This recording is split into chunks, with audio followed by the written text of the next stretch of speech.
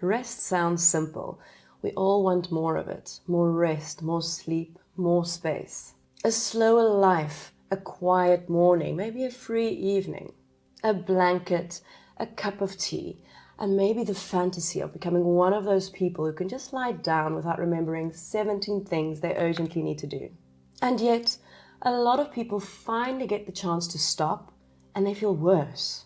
Restless, flat, edgy, guilty, like they should be doing something, like they're forgetting something. Like the moment they finally slow down, everything inside gets louder. And that's what I want to talk about.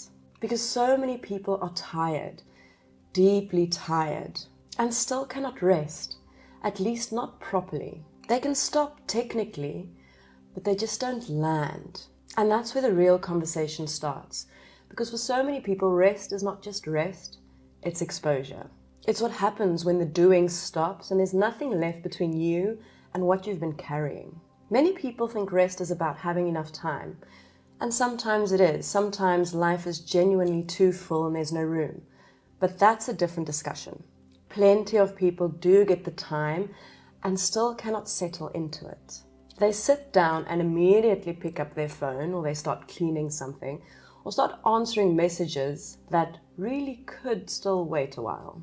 They start to research something unnecessary, or develop this burning need to clean out that drawer that has been sitting there for 18 months. You know the thing. The body is tired, the opportunity is there, and somehow something in them still cannot let go. It's interesting because it tells us it's not about scheduling, it's about what rest brings us in contact with. The thoughts that get drowned out when you are busy, the tension you've been carrying without even noticing, the sadness that's been silently waiting in the background, that low hum of pressure that's become so normal that you barely register it until things get quiet. And when quiet comes, it can get uncomfortable pretty quickly. There's also a nervous system piece to this, of course. If the body's spent a lot of time in urgency, stress, responsibility, or being the person that keeps things moving, then stress can feel awkward. Not wrong per se, just unfamiliar. Your body gets used to a rhythm. Fast, urgent, alert, needed, useful, on. And when that rhythm drops, it can feel like something is slightly off. Like getting off of a treadmill and feeling your legs are still moving, or jumping off of a trampoline and gravity all of a sudden gets so much stronger. You've been going for so long that stopping doesn't feel natural straight away. And that is one of the stranger things about stress. You can start mistaking activation for aliveness. Urgency starts to feel normal. Productivity starts to feel like identity. Being needed starts to feel like value, and rest starts to feel suspicious. Like, okay, what should I be doing instead? Even athletes understand this better than most of us in everyday life. Training is only part of the process. Recovery is where the system adapts. Without it, performance drops, injuries start to happen, and the body starts pushing back. And yet somehow, the rest of life tries to convince us that grinding non-stop is admirable. It's not admirable. It's expensive. And culture doesn't help here. We live in a culture that really respects output. Do more, push harder, wake up earlier, optimize everything. Track your habits, monetize your hobbies, improve yourself. Turn your morning walk into a mindset practice and your cup of tea into a productivity hack. Some people cannot sit on the couch for 10 minutes without making it count towards something. So of course rest gets complicated because it doesn't always look impressive. It's quiet. It doesn't always produce something visible. It disappears quite quickly. There's no badge for it, no applause, no email that comes in saying, well done, you really laid down with distinction today. And if you've spent years tying your worth to usefulness, rest can feel strangely uncomfortable, almost morally uncomfortable. A culture that only respects people when they're useful will always make rest feel inappropriate. I also think we've started to confuse rest with collapse. They're not the same thing.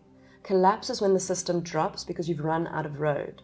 Rest is when you actually make room before that happens. So collapse is, I have nothing left. Rest is I'm allowing something to return. These are very different experiences. Many of us are not resting rhythmically, we're crashing periodically. We keep going, keep going, keep going, keep going until the body says, hell no, and pulls the plug. Now there's a headache, a weird emotional wobble, a short fuse, a body that feels like an unpaid intern. Everyone is annoying. Nothing sounds good. And the only way to stop is because continuing has become impossible. And that's not really rest. That's just the body collecting a debt, and a lot of people are living like that. So you might be like, okay, I get it, but what actually helps? Firstly, stop turning this into a moral issue. If rest feels hard, that's useful information. That's the beginning of the conversation, not the end of it. Second, make rest smaller. Many of us hear the word rest, and all of a sudden we picture this perfect evening routine. 8 hours of sleep, candles, stillness, magnesium, and some beautiful inner transformation. No wonder it feels so impossible. Just start off a lot smaller. A few slower breaths, 5 minutes of stillness without reaching for your phone. Just looking out of the window for a while. Go for a short walk without turning it into exercise content or any self-improvement exercise. Maybe just letting your shoulders drop before your body files a complaint. These small moments count because it's teaching your body something every time.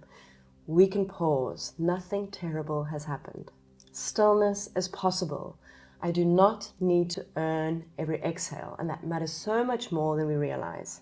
And then finally, get honest about what shows up when you stop. Do you become restless or guilty or sad or anxious? Do you suddenly want to eat, scroll, control, fix, or become weirdly passionate about answering emails at 10 p.m.? The most difficult part of rest is not the resting, it's the contact. Contact with your own body, with your own thoughts. The backlog of feeling that you've been carrying. And once you tell the truth about that, you stop expecting rest to feel instantly soft and beautiful every time. Sometimes rest feels awkward at first. Sometimes it feels exposing at first. Sometimes the first thing rest shows you is how tired you actually are. And maybe the biggest shift is this. Rest is not just laying down. It's anything that can bring your body out of bracing and help it to settle. That might be sleep, or a walk, or yoga, or just silence, or floating in the sea, or sitting with someone whose nervous system doesn't make yours grab the furniture, or just 20 minutes where nobody needs anything from you. Rest is not just one aesthetic, it's a change in state. And that's worth remembering, because a lot of us hear rest and imagine we have to become a completely different person. We don't. We just need to know what allows the body to soften.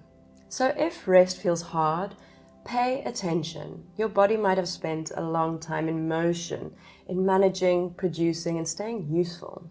And when that happens, rest can feel unfamiliar before it feels nourishing. This doesn't mean that rest isn't available to you.